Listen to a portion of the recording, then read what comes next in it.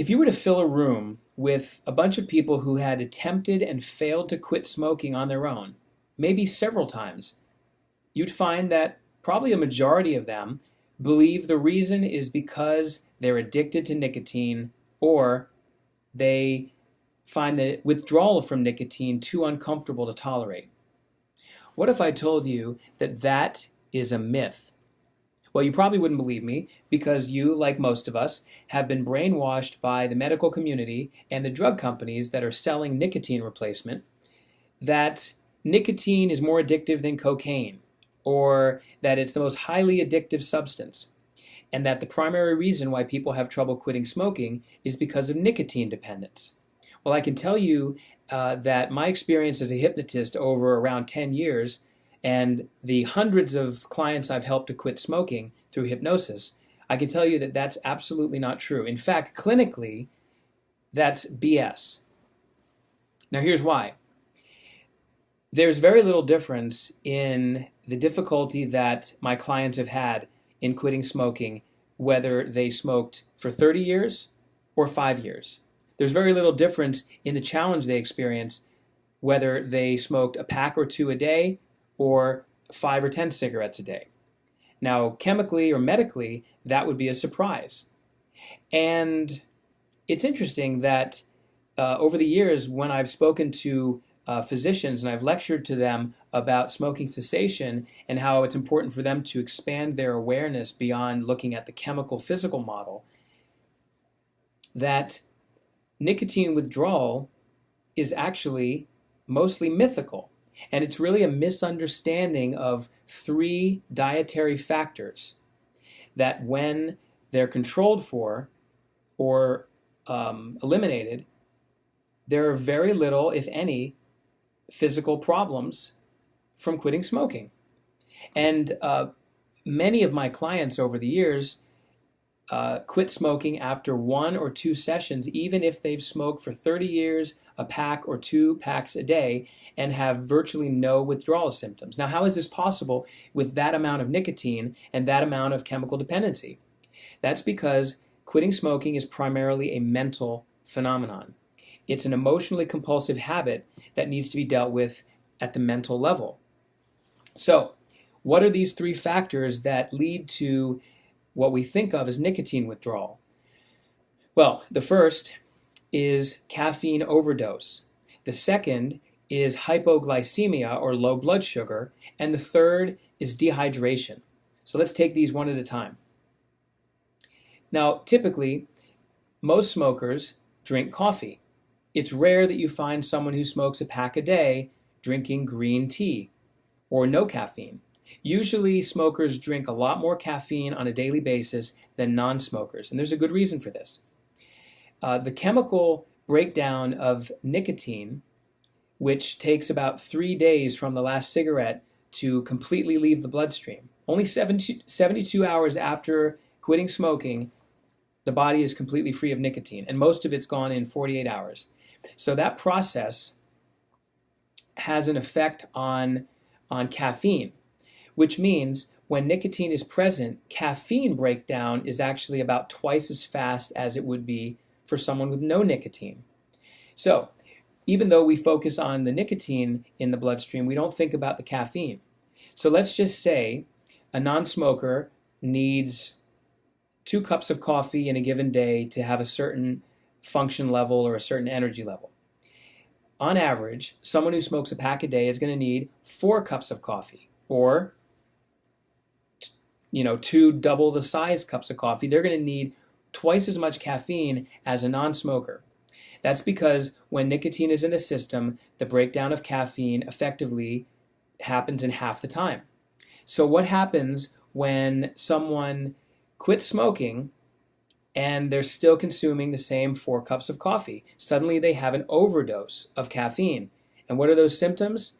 Rapid heart rate, shortness of breath, inability to sleep. Sounds kind of like nicotine withdrawal, doesn't it? Now, what about hypoglycemia? Low blood sugar. A typical smoker has for breakfast coffee and a few cigarettes. So when they quit smoking and they don't add breakfast, what happens is their blood sugar drops. Because what happens is when we have a cigarette, it causes our adrenaline response to kick in, a stress response. It causes the mobilization of blood fat or triglycerides as well as blood sugar. So blood sugar and fat go up, giving us the illusion of energy, and it creates a wakeful state. Well, when you remove that and you're not bringing in the necessary source of fuel, food, right, then there's a blood sugar crash. A cigarette causes blood sugar to go up, as does caffeine, but without it, the blood sugar dips. And what are the symptoms of a blood sugar dip? Irritability, listlessness, inability to focus, maybe sometimes the shakes. That's hypoglycemia, but it sounds a lot like nicotine withdrawal. Now the third one is dehydration.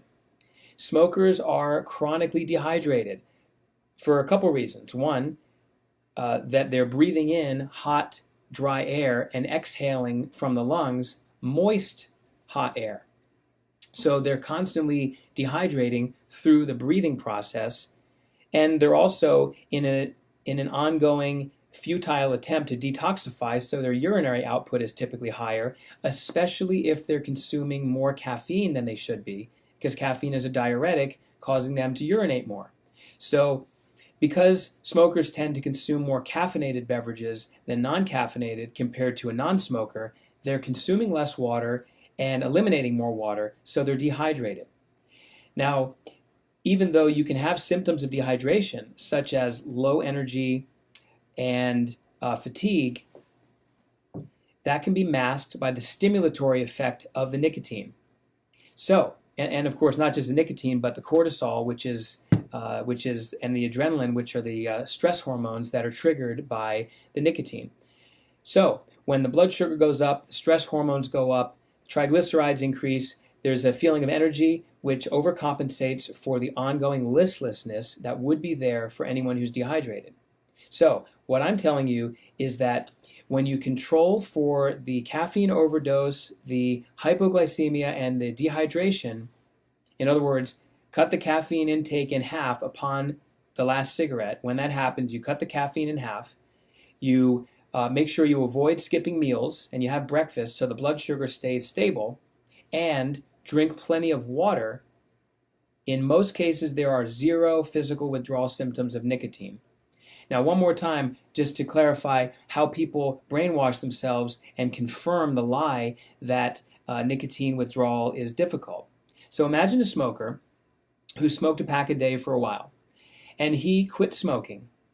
He suddenly finds he has the heart palpitations, the shortness of breath, the irritability, the shakes, the difficulty sleeping, maybe foggy-headedness. Now remember, these are the classic symptoms of nicotine withdrawal, and they also are the symptoms of the caffeine overdose, the hypoglycemia, and the dehydration.